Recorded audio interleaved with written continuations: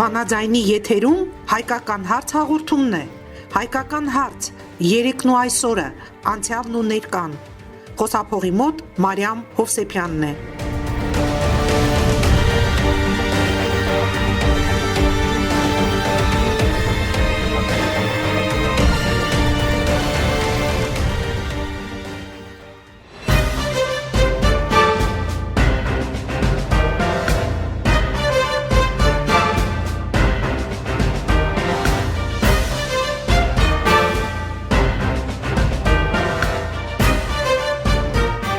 Այս հաղորդաժամին կլսեք.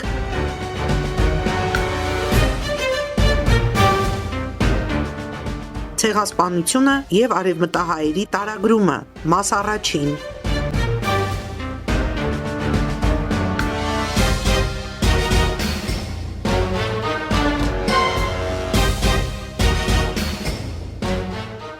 Ցեղասպանությանը նախորդող շրջանում արևմտահայերի արտագաղթ եղել է հայրենի բնակավայրերից, թեև դա էականորեն տարբերվել է Մեծ Եղեռնի տարիներին ու հետագայում նրանց տարագրությունից։ Մինչև ցեղասպանությունը հայության գերակշիռ մեծամասնությունն ապրում էր Արևմտյան Հայաստանում։ Մեր օրերում հայերի պատմական հայրենիքում մնացել է հայկական մեկ գյուղ՝ Վագըֆը։ Կա իսլամացված հայերի ներկայություն հայրենի եզերքում, բայց չէ որ բռնի կրոնափոխությունը համարվում է ցեղասպանության դրսևորում։ Փաստենք նաև, որ Ալեքսանդրետի սանջակում դարեր շարունակ ապրած ավելի քան 40,000 հայությունը թուրքական իշխանությունների հրամանով ամբողջությամբ դուրս է մղվել այնտեղից։ Թեմային է անդրադառնում սփյուռքագետ, քաղաքագետ Վահրամ Հովյանը։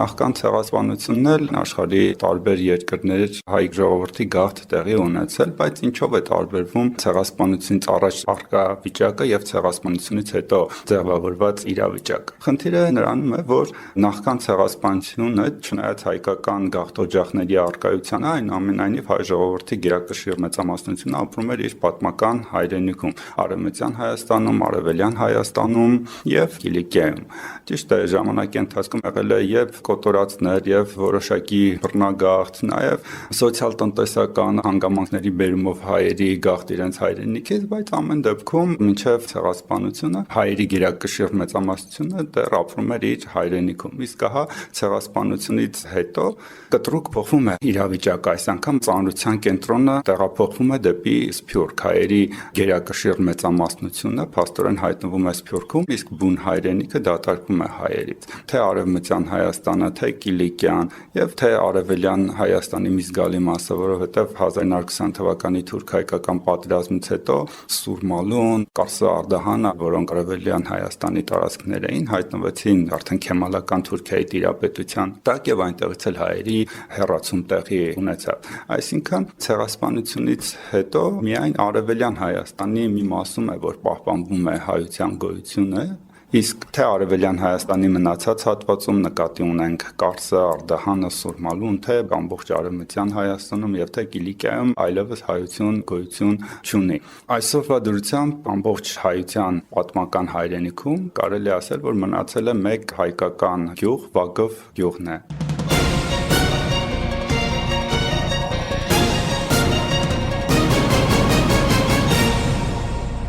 Հիշատակենք նաև Ալեքսանդրիթի սանջակի պատմությունը, որը նույնպես պատմական Հայաստանի Կիլիկիայի մի մասն է, դա էլ վիճելի տարածք էր Թուրքիայի եւ Սիրիայի միջև, եւ այդտեղ մինչև 1930-ականների վերջը մոտ 40,000 հայություն էր ապրում, բայց երբ որ ինչ-ինչ քաղաքական գործընթացների արդյունքում Ալեքսանդրիթի սանջակը ներկայիս Թուրքիայի Հաթայ նահանգը զիջվեց Թուրքիային, այդտեղի 40,000 հայությունն էլ փաստորեն դուրս մղվեց այնտեղից դեպի որ արևելքի մյուս երկրներ, Լիբանան, Սիրիա եւ այդ շրջանն էլ դատարկվեց։ Եվ դրա արդյունքում է, որ այսօր մնացել է ամբողջ Արևմտյան Հայաստանում կամ բովանդակ հայության պատմական հայրենիքում, որը Թուրքիայի վարչական շրջանների մեջ է մտնում, մեկ հայկական գյուղ։ Երբ որ ասում ենք ամբողջությամբ հայաթափվեց Արևմտյան Հայաստանը եւ Կիլիկիան, պետք է շեշտենք, որ հաշվի չենք առնում այստեղ իսլամացված հայերին, որովհետեւ ցեղասպանության դրսևորումներից մեկն էլ բռնի կրոնափոխություն ցեղասպանությունն է եղել, բռնի իսլամացումն է եղել։ Ցեղասպանությունը ըստ մասնագետների մի քանի դրսևորումներ ունի։ Մեկը կոտորածն է, ուղղակի մարդկանց ֆիզիկական ոչնչացումը, մյուսը բռնի տեղահանումն է, երբ որ մարդկանց թեև չեն ոչնչացնում, բայց հեռացնում են իրենց բնակավայրից, օրինակ մեր ժամանակներում էլ ասենք արցախցիների բռնագաղթը նույն ցեղասպանության դրսևորումն է, էթնիկ զտումը, այսպես ասած։ Սա երկրորդ դրսևորումն է ցեղասպանության։ Ցեղասպանության դրսևորում է նաև բռնի կրոնափոխությունը կամ ինքնության վերափոխումը, նոր ինքնության շնորհումը մարդուն, եւ քանի որ կրոնը նույնպես ինքնության մի մաս է կազմում, ապա բռնի իսլամացումը նույնպես ցեղասպանության մի դրսևորում է։ Եվ ցեղասպանության չորրորդ դրսևորումը նաև մշակութային, պատմական հուշարձանների, մշակութային արժեքների ոչնչացումն է։ Նույն ասենք ցեղասպանության ժամանակ նաև մեծ քանակությամբ եկեղեցիներ են այրվել, ավերվել, մշակութային արժեքներ, ձեռագիր մատյաններ, եկեղեցական պաշտամունքի առարկաներ եւ այլն ոչնչացվել են։ Իհարկե դրանց մի մասը հնարավոր է եղել փրկել, բայց մեծ մասն էլ ոչնչացվել են։ Հիշենք օրինակ Սիսի կաթողիկոսական նստավայրը Անտիլիասից առաջ Մեծիտան Կիլիկիո կաթողիկոսության նստավայրը Սիսն է եղել եւ 1922 թվականի վերջին, երբ որ Կիլիկիան հանձնվեց քեմալականներին,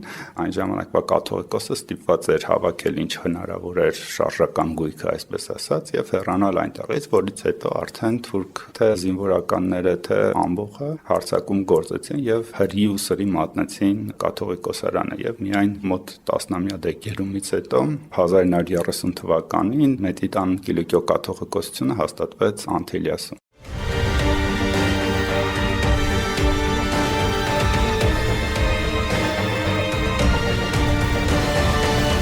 Հայկական հարց՝ երեկն ու այսօրը, անցյալն ու ներկան։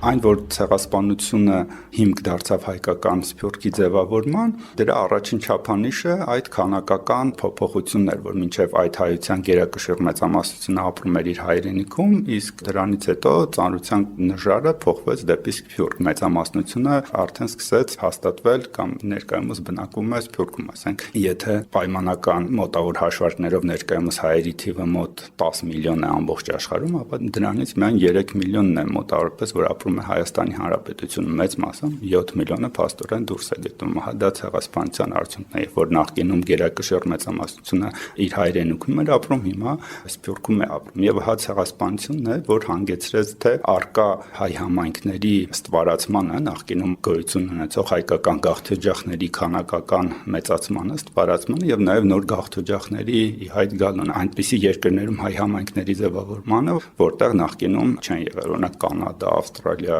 Լատինական Ամերիկայի երկրներ եւ այլն։ Ասենք եւս մի կարևոր չափանիշ, որով երևում է թե ինչպես է ցեղասպանությունը հանգեցրել հայկական սփյուռքի ձևավորմանը։ Եթե մինչև ցեղասպանություն գաղթը պայմանավորված է եղել ավելի շատ սոցիալ-տնտեսական, քաղաքական գործոններով, ասենք մարդիկ չեն հարմարվել բարդ իրավիճակում եւ կամավոր են հեռացել, կամավորը մի քիչ հարաբերական իմաստով հարկադրված, բայց այսպես ուղղակի բռնի հեռացում չի եղել, ապա ցեղասպանության հետևանքը ցեղասպանությունը իրականացվել է բռնագաղթի տեսքով եւ հայկական համայնքների ձևավորումը ցեղասպանության արդյունքում եղել է հենց բռնագաղթի միջոցով։ Ուղղակի մարդիկ ստիպված ֆիզիկական հարկադրանքի ներքո հեռացվել են իրենց պատմական հայրենիքից։ Հայկական սփյուռքի ձևավորման մյուս չափանիշը վերադարձի հնարավորության հարցն է։ Երրորդ չափանիշը, թե ինչով է ցեղասպանությունը հանգեցրել սփյուռքի ձևավորմանը, այն է, որ ցեղասպանությունից հետո հայությունը զրկվել է հայրենիք վերադառնալու իր հնարավորությունից։ Եթե մինչև ցեղասպանությունը, ասենք, բռնագաղթած հայերը կարող էին նաև նորից վերադառնալ իրենց պատմական հայրենիք, այլ հարց է, որ նրանք չեն ցանկացել վերադառնալ կամ պայմանները այն չեն եղել, որ նրանք վերադառնային, բայց տեսականորեն կարող էին, ապա ցեղասպանությունից հետո այդ հնարավորությունից հայ ժողովուրդը զրկված է եղել եւ մինչեւ օրս էլ զուրկ է։ Թուրքական իշխանությունները բարձր դա թույլ չեն տա։ Իհարկե, առաջին համաշխարհային պատերազմի ժամանակ եւ դրանից հետո եղել են նպաստավոր դրվագներ, եւ որ հայության որոշակի վերադարձ տեղի ունեցել իր պատմական հայրենիք։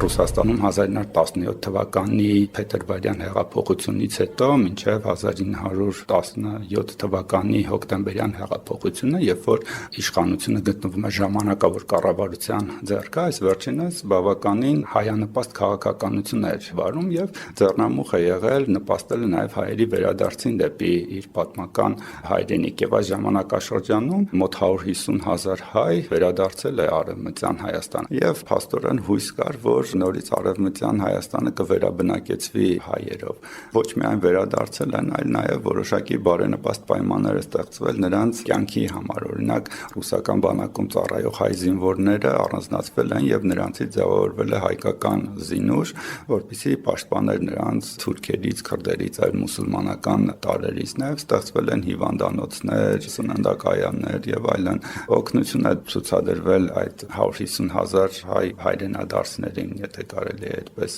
ասել, եւ դա մի շրջան էր, որ արևմտահայ գյուղացին հույսով էր նայում ապագային եւ մի ձեռքում հրացան, մի ձեռքում բահ բռնած մշակում էր իր հողը, լավատեսության լցված կյանքի նկատմամբ եւ երկար այդքան տառապանքներից հետո, տանջանքներից, մեծ կորուստներից, զրկանքներից հետո թվում էր թե հայկական հարցը մոտ է լուծմանը, բայց փետրվարյան հեղափոխությանը կարճ ժամանակ անց հաջորդեց հոկտեմբերյան հեղափոխությունը, իշխանության եկան բոլշևիկները, նրանք արմատապես փոխեցին ընդհանրապես Ռուսաստանի արտաքին քաղաքականությունը, որը ազդեց Արևմտյան Հայաստանի վրա եւ դրա արդյունքում փաստորեն ռուսական զորքերը սկսեցին անկանոն նահանջել, եթե չասենք փախուստի դիմել Արևմտյան Հայաստանի տարածքից եւ ոչ միայն Արևմտյան Հայաստանի, նաեւ ամբողջ Կովկասից եւ նախկինում ցեղասպանված ժողովուրդը, որ վերադարձել էր Արևմտյան Հայաստան, ենթարկվեց երկրորդ, այսպես ասած, ցեղասպանությանը։ Ճիշտ է, հայկական որոշ ուժեր ձևավորվեցին կանխելու համար ռազմաճակատի փլուզումը ռուսական զորքերի հեռանալուց հետո, բայց նրանք բարձր չէին կարող այդ գործը արդյունավետ իրականացնել, ուժերի անհամապատասխանության խնդիր կար եւ նոր ցեղասպանություն տեղի ունեցավ։ Մեկ անգամ բռնի տեղահանված ժողովուրդը նորից բռնեց գաղթի ճանապարհը եւ ընդ որում ոչ միայն Արևմտյան Հայաստանից այս անգամ այդ վերադարձած 150,000-անոց զանգվածը ստիպված նորից հեռացավ, այլ նաեւ Բրեստ-Լիտովսկի պայմանագրով թուրքերին զիջված տարածքներից, որովհետեւ թուրքական արշավանքը, որը սկսվեց 1918 թվականին, չսահմանափակվեց միայն Արևմտյան Հայաստանի հետ գրավումով, նրանք անցան այդ սահմանը եւ նաեւ Կարսը, Արդահանը, մյուս շրջանները գրավեցին, այնտեղից էլ հայության բռնագաղթ տեղի ունեցավ։ Իհարկե հետագայում Թուրքիայի պարտությունը առաջին համաշխարհային պատերազմում հանգեցրեց այդ տարածքների նորից վերադարձմանը եւ ընդգրկմանը առաջին հանրապետության կազմի մեջ, բայց հետագայում տեղի ունեցավ նաեւ 1920 թվականի թուրք-հայկական պատերազմը եւ այդ տարածքները նորից անցան Թուրքիան եւ նորից այնտեղից էլ Կարս, Արդահան, Սուրմալու հայության արտահոսք տեղի ունեցավ։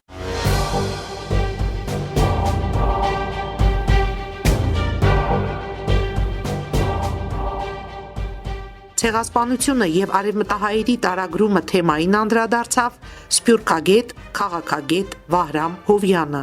Շարունակությունը հաջորդ հաղորդաժամին։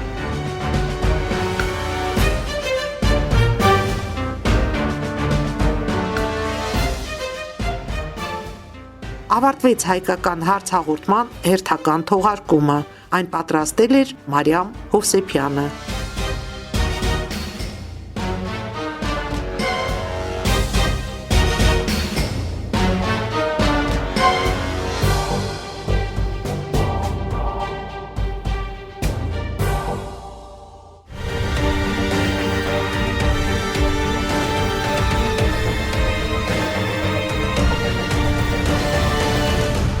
Վանաձայնի եթերում հայկական հարց հաղորդումներ, հայկական հարց, երեկն ու այսօրը, անցյալն ու ներկան։